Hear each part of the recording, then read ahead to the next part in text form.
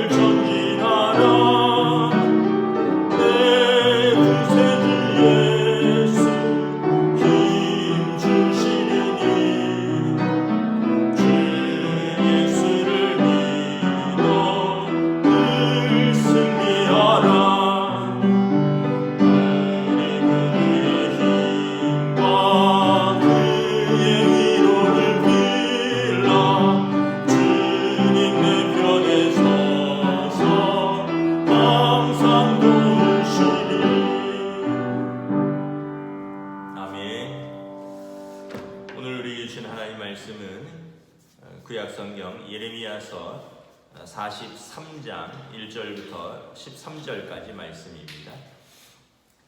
구약성경 예레미야서 43장 1절부터 13절까지 말씀입니다. 다 찾으신 줄 알고 저와 여러분들이 한 절씩 교도하도록 하겠습니다. 구약성경 예레미야서 43장 1절부터 13절입니다. 예레미야가 모든 백성에게 그들의 하나님 여호와의 말씀 곧 그들의 하나님 여호와께서 자기를 보내사 그들에게 이르신 이 모든 말씀을 말하기를 마치니 호사야의 아들 아사랴가 기리야의 아들 요하난과 모든 오만한 자가 예레미야에게 말하기를 내가 거짓을 말하는도다. 우리 하나님 여호와께서 너희는 애굽에서 살려고 그리로 가지 말라고 너를 보내어 말하게 하지 아니하셨느니라. 이는 느리야의 아들 바룩이 너를 부추켜서 우리를 대적하여 갈대아 사람의 손에 넘겨 죽이며 바벨론으로 붙잡아 가게 하려 함이라. 이에 가랴의 아들 요하난과 모든 군지휘관과 모든 백성이 유다 땅에 살라 하시는 여호와의 목소리를 순종하지 아니하고 가레아의 아들 요하난과 모든 군 지휘관이 유다의 남은 자 곧 쫓겨났던 여러 나라 가운데서 유다 땅에 살려 하여 돌아온 자 곧 남자와 여자와 유아와 왕의 딸들과 사령관 느부사라단이 사반의 손자 아이감의 아들 그다리아에 맡겨둔 모든 사람과 선지자 예레미야와 네리야의 아들 바룩을 거느리고 애굽 땅에 들어가 다바네스에 이르렀으니 그들이 여호와의 목소리를 순종하지 아니하미러라. 다바네스에서 여호와의 말씀이 예레미야에게 임하여 이르시되 너는 유다 사람의 눈 앞에서 내 손으로 큰 돌 여러 개를 가져다가 다바네스에 있는 바로의 궁전 대문에 벽돌로 쌓은 축대에 진흙으로 감추라. 그리고 너는 그들에게 말하기를 만군의 여호와 이스라엘의 하나님께서 이와 같이 말씀하시되 보라, 내가 내 종 바벨론의 느부갓네살을 불러오리니 그가 그의 왕자를 내가 감추게 한 이 돌들 위에 놓고 또 그 화려한 큰 장막을 그 위에 치리라. 그가 와서 애굽 땅을 치고 죽일 자는 죽이고 사로잡을 자는 사로잡고 칼로 칠 자는 칼로 칠 것이라. 내가 애굽 신들의 산당들을 불지르리라. 느부갓네살이 그들을 불사르며 그들을 사로잡을 것이요 목자가 그의 몸에 옷을 두름같이 애굽 땅을 자기 몸에 두르고 평안히 그곳을 떠날 것이며 그가 또 애굽 땅 베세메스의 석상들을 깨뜨리고 애굽 신들의 산당들을 불사르리라 하셨다 할지니라. 아멘. 할렐루야. 오늘도 또 새로운 하루가 시작되었습니다. 이제 아침 저녁으로 꽤 쌀쌀한 기온이 시작되었습니다. 제가 이제 어제 잠깐 들은 이야기인데 올해는 독감 예방 접종을 특별히 어른들은 하시는 게 좋을 것 같습니다. 독감 예방 접종이 독감으로부터 우리를 어느 정도 상당히 예방을 하는 것으로 알고 있습니다. 올해 독감에 걸리면 또 코로나에 취약하기 때문에 올해는 노약자들 또 어른들은 필히 독감 접종을 하라 하는 이야기를 제가 좀 들었습니다. 그래서 여러분들 10월 안에 염려되시는 분들은 비용이 들더라도 독감 예방 접종을 하시는 것이 좋을 것 같습니다. 오늘 예레미야서 43장 말씀은 어제의 본문하고 이어지죠. 어제 말씀드렸지만 지금 유다의 상황은 바벨론의 3차례에 걸친 공격으로 유다가 멸망한 상태입니다. 바벨론 왕이 시드기야를 사로잡고 그의 눈을 뽑고 그를 사슬에 채워서 바벨론으로 포로로 끌어갔습니다. 그리고 시드기야의 아들들은 시드기야의 앞에서 모두 죽였습니다. 그리고 이제 바벨론 왕이 그의 신하 느부사라단에게 시켜서 유다에는 바벨론 왕이 세운 이제 과도 정부가 세워졌습니다. 총독이 이제 세워졌는데 총독은 이제 그다리아입니다. 그리고 이 안에서 여러 파벌이 있었다 그랬습니다. 이스마엘과 요하난 같은 장군들이 있었는데 느부사라단 바벨론의 신하 느부사라단이 잠깐 철수한 사이에 이스마엘이 그다리아를 살해했습니다. 그리고 이 이스마엘을 진압하기 위해서 요하난이 이제 장군들을 또 불러서 일으켜서 이스마엘과 싸워서 이스마엘 군을 진압을 했습니다. 그런 와중에 이제 이스마엘은 요르단으로 망명하게 됩니다. 이제 요하난이 이제 어려운 처지에 놓인 것이죠. 일단은 그 총독 그다리아를 죽인 이스마엘은 진압을 했는데 자기가 유다 땅에 남으려고 생각을 하니 바벨론 왕과 그의 신하 느부사라단이 자기들이 세웠던 총독을 유다 사람들이 죽였으니 비록 자기가 죽인 것은 아니고 이스마엘이 죽이고 도망갔지만 자기와 자기 신하들을 그 보복으로 죽이지는 않을까 하는 두려움에 사로잡혀서 애굽 땅으로 망명하기로 결정합니다. 그런데 예레미야를 불러서 그래도 한번 하나님의 확인을 받고 싶은 거죠. 우리는 이제 이러이러해서 애굽 땅으로 가기로 결정을 했는데 그래도 내가 하나님의 뜻을 물어봐 달라. 하나님의 뜻이 어떠하든지 간에 좋든지 나쁘든지 우리는 하나님의 뜻에 순종하겠다. 그래서 예레미야가 하나님께 기도를 합니다. 42장에 보면 예레미야가 열흘 만에 응답을 받죠. 하나님의 응답은 이렇습니다. 너희의 애굽 땅으로 가려고 하는 계획을 돌이키라는 것입니다. 하나님은 유다 땅에 눌러 살면서 자기 백성과 함께 그 땅을 지키라는 것입니다. 그러면 하나님께서 너희를 심고 뽑히지 않게 하겠다. 그리고 너희를 불쌍히 여겨서 바벨론 왕의 마음에 너희를 불쌍히 여기는 마음을 심어주겠다. 하나님께서 너희와 함께 하시고 너희를 구원하시니 두려워 말고 바벨론 왕을 두려워 말고 너희는 그냥 유다 땅에 머물라. 그러나 만일 너희가 이 말씀을 순종하지 않고 애굽 땅으로 망명한다면 너희는 애굽 땅에서 전쟁과 기근과 전염병으로 죽으리라. 정녕 하나님의 말씀이니라. 이것이 예레미야의 하나님의 뜻이었고 예레미야가 이것이 그의 기도의 응답이었습니다. 오늘 본문은 이제 예레미야가 1절에 보면 하나님의 말씀을 자기에게 기도 부탁한 이제 요하난과 그의 장군들에게 전달을 했습니다. 그랬더니 2절에 보면 아사랴와 그리고 요하난과 모든 오만한 자들이 예레미야에게 말합니다. 내가 거짓을 말하는도다. 우리 하나님 여호와께서는 너희를 애굽에서 살려고 그리로 가지 말라고 너를 보내어 말하게 하지 아니하셨느니라. 이 사람들 마음속에는 이미 자기들의 뜻이 굳어져 있었습니다. 자기들은 애굽으로 가야겠다라는 것입니다. 왜냐하면 42장 14절에 보면 애굽에는 전쟁도 보이지 아니하며 나팔 소리도 들리지 아니하며 양식의 궁핍도 당하지 아니하는 애굽 땅으로 들어가서 우리가 살리라.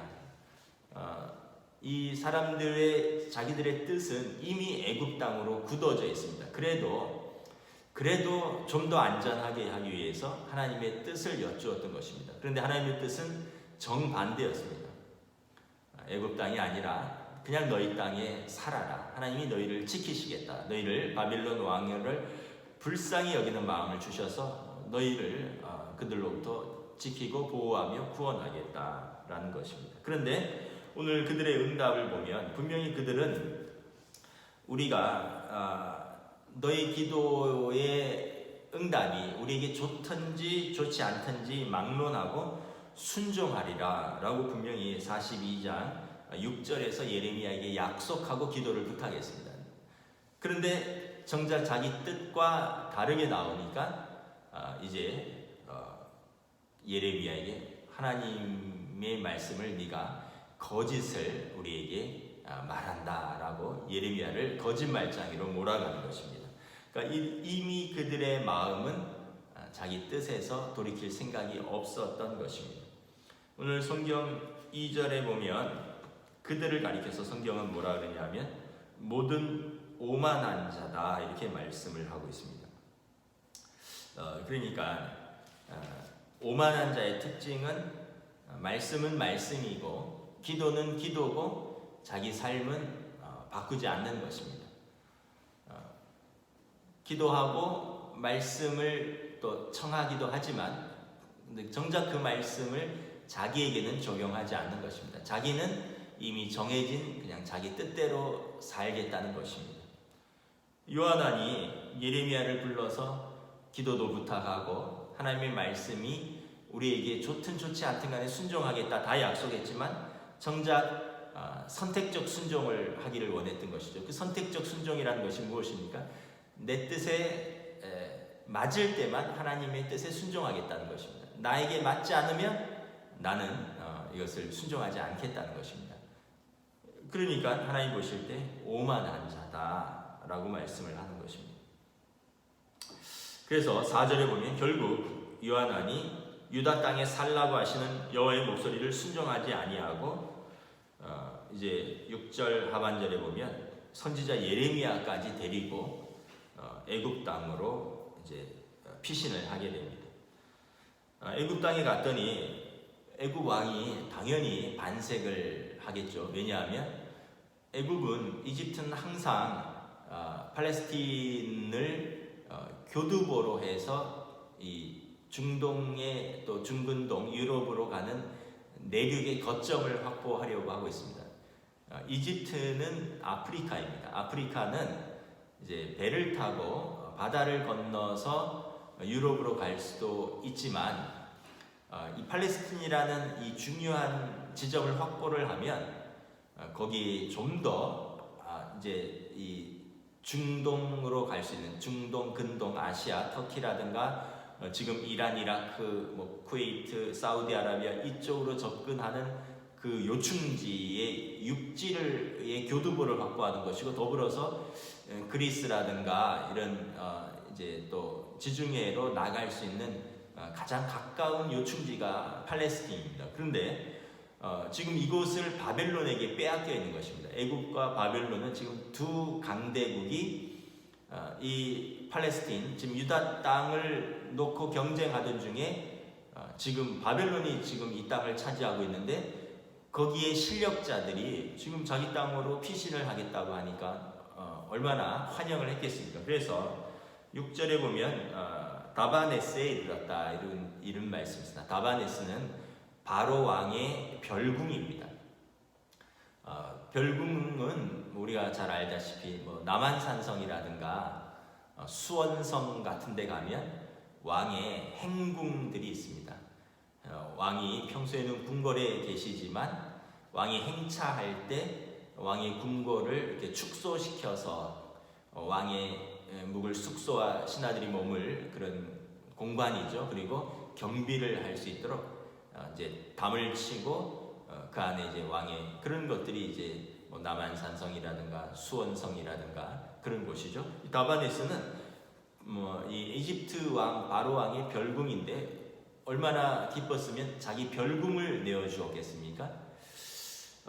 그런데 8절에 보면 하나님께서 이 다바네스의 일은 이 요한한 일행 앞에서 예레미야를 통하여 상징적인 행동을 하라고 하십니다. 상징적인 행동은 선지자들을 하나님께서 이제 주로 이제 말뿐만 아니라 행위를 통해서도 하나님께서 예언을 하시는데 예레미야에게 뭐라고 명하셨냐면 9절에 보면 다바네스의 바로의 궁전 대문 앞에 큰 돌을 갖다 놓고 그리고 여기에 이제 벽돌로 쌓은 축대의 진흙으로 감추어라 라고 말합니다.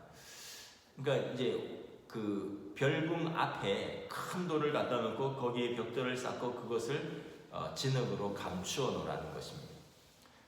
이것이 무슨 의미이겠습니까? 아니 왕궁 대문 앞에 이제 큰 돌을 갖다 놓고 이 벽돌 쌓고 진흙으로 감추면 어떻게 보면 흉물이죠. 그리고 그러나 이것은 이제 단단한 돌입니다. 큰 반석입니다.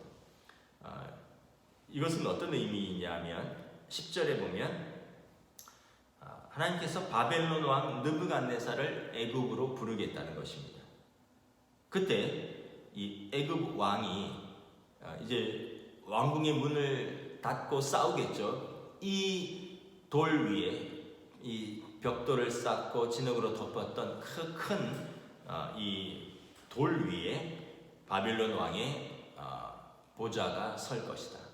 여러분 우리가 전쟁하는 영화를 보면 어떤 뭐 안시성 싸움이라든가 뭐 어떤 고대 전쟁들을 보면 왕궁 높이만큼 건너편에 흙을 쌓는 것을 보여서 토성을 쌓습니다. 왜냐하면 아래에 있으면 그만큼 화살이라든가 적의 어떤 뭐 투석전 뭐 이런 공격으로부터 취약하기 때문에 높이를 똑같이 만들어서 이제 상대방의 성 안을 공격하기 위한 것이죠. 그래서 이 뭐 성들을 보면 그 궁전 높이만큼 그 앞에 이제 토성을 쌓고 서로 이제 투석전을 하고 또 활을 쏘고 이런 것을 볼 수 있는데 이미 예레미야를 통해서 상징적으로 그 앞에 그것을 세우는 것입니다. 여기에 바벨론 왕 느부갓네살의 이 보좌가 마련될 것이다. 주의관이 거기에 딱 앉아서 토성을 무너뜨릴 것이다 라는 것입니다. 그리고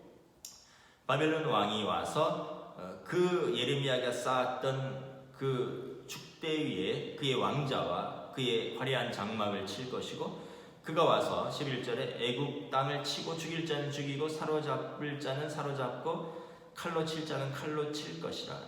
12절에 애굽 신들의 산당을 불사르며 그 땅에 여러 이제 산당과 신당들을 불사르고 깨뜨릴 것이다. 그러면 여러분 죽일 자는 죽이고 사로잡을 자는 사로잡고 칼로 칠 자는 칼로 칠 것이다. 결국 애굽 땅이 전쟁이 없고 이곳에 물과 양식이 풍족해서 일로 피했던 요하난과 그의 신하들은 어떻게 되겠습니까? 죽일 자는 죽이고 사로잡을 자는 사로잡아가고 칼로 칠 자는 칼에 다치는 것입니다. 우리가 이제 두 가지를 알 수 있습니다. 첫째는 내 뜻보다 하나님의 뜻이 크다는 것입니다. 우리의 뜻은 항상 현실을 봅니다. 현실에 내 눈에 보기에 좋아 보이는 것, 그리고 또 어떻게 보면 하나님의 뜻은 그러나 이 역사를 통치하시고 또 현실을 넘어서 전체 우리 우주와 역사를 통치하시는 하나님께서 더 깊고 넓고 더 뜻이 큰 것이죠. 우리가 가진 시견, 이제 시각과 우리의 소견은 그냥 지금 문제 앞에서 잠깐 더 안전한 것, 지금보다 조금 더 좋은 것만을 추구하는 것이 뭐 저도 그렇고 여러분들도 그렇고 모든 인간의 뜻입니다. 그러나 기도라는 것은 뭐냐면 하나님의 뜻에 순종하는 것입니다. 내가 더 좋아 보이는 것이 있지만 하나님의 뜻이 더 선하고 더 크다는 것에 동의를 하고 순종하는 것이 기도인 것입니다.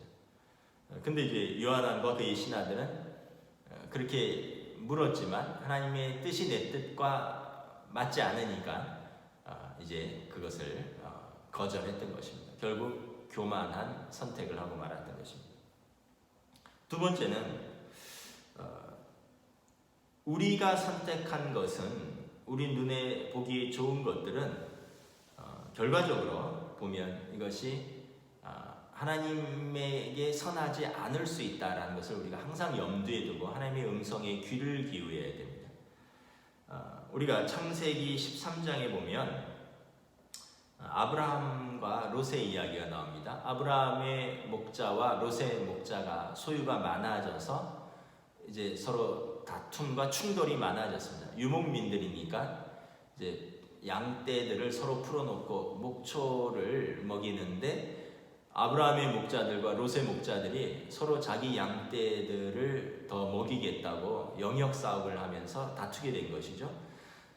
하나님께서 아브라함이 롯을 불러서 말을 합니다. 너와 나는 가족 아니냐, 다투지 말자. 너가 좋은 곳을 선택해라. 네가 우하면 나는 좌하겠고 내가 좌하면 나는 우하겠다. 사실 여러분 아브라함은 조카 롯을 양아들로 삼았습니다. 그리고 멀리 고향에서부터 사실 롯의 아버지가 죽고 아브라함의 동생이죠. 롯의 아버지가 죽고 롯을 양아들로 삼아서 이 멀리까지 와서 롯에게 재산을 떼어주고 지금까지 보살폈는데 롯이 아닙니다. 삼촌이지만 이제 뭐 아버지 큰아버지죠. 큰아버지가 좋은 것을 택하십시오. 제가 큰아버지가 선택하고 남은 쪽을 택하겠습니다. 이것이 이제 합당한 선택일 텐데 롯은 좋습니다 라고 하고 눈을 들어서 쳐다보았더니 성경에 보면 소알 땅이 좋아 보였다라고 말합니다. 그곳은 물이 넉넉하고 에덴 동산 같고 애굽 같았더라, 이런 표현이 있습니다.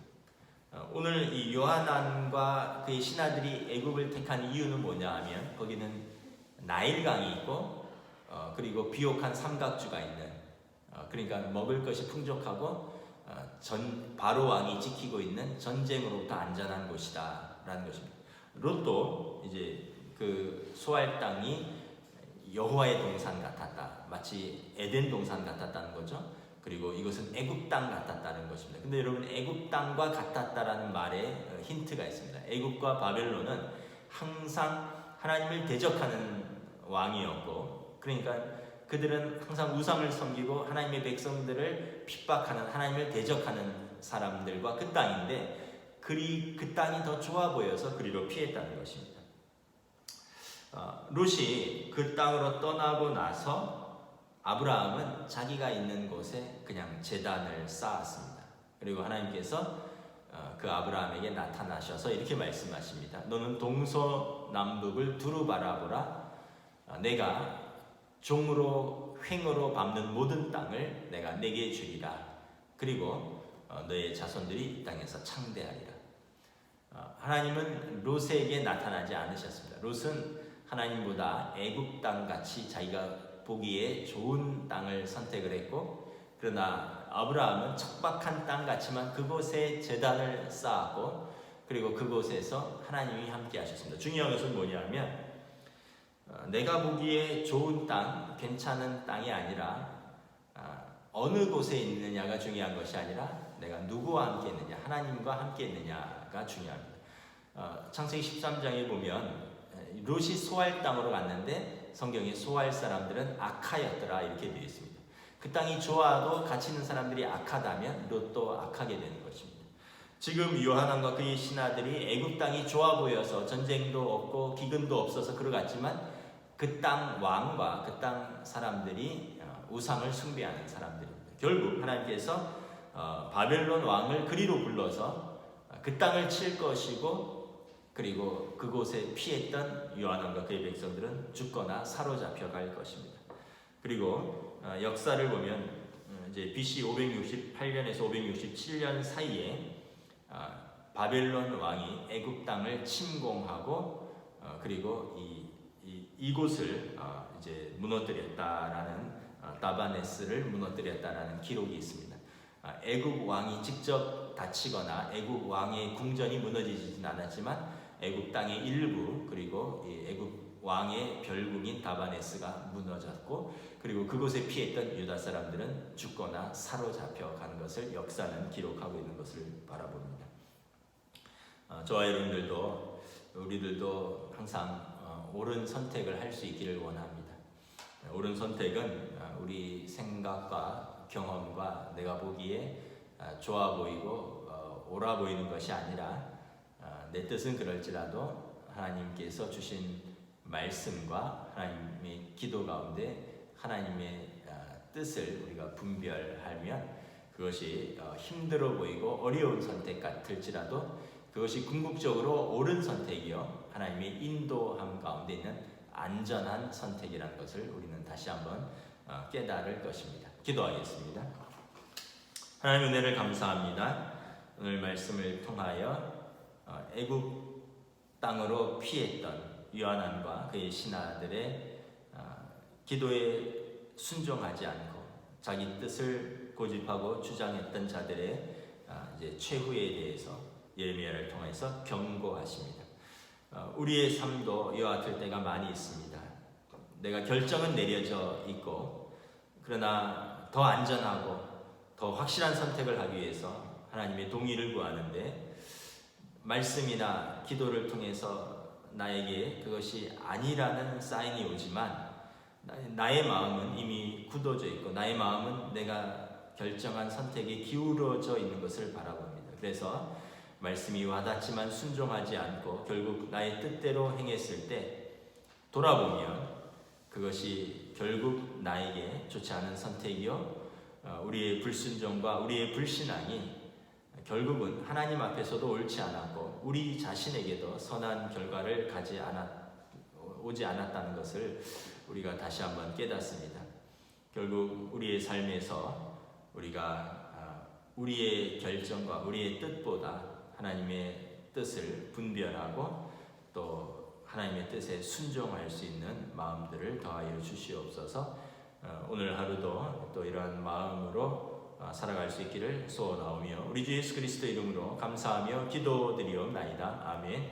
하늘에 계신 우리 아버지의 이름을 거룩하게 하시며 아버지의 나라가 오게 하시며 아버지의 뜻이 하늘에서와 같이 땅에서도 이루어지게 하소서. 오늘 우리에게 일용할 양식을 주시고 우리가 우리에게 잘못한 사람을 용서하여 준 것 같이 우리 죄를 용서하여 주시고 우리를 시험에 빠지지 않게 하시고 악에서 구하소서. 나라와 권능과 영광이 영원히 아버지의 것입니다. 아멘.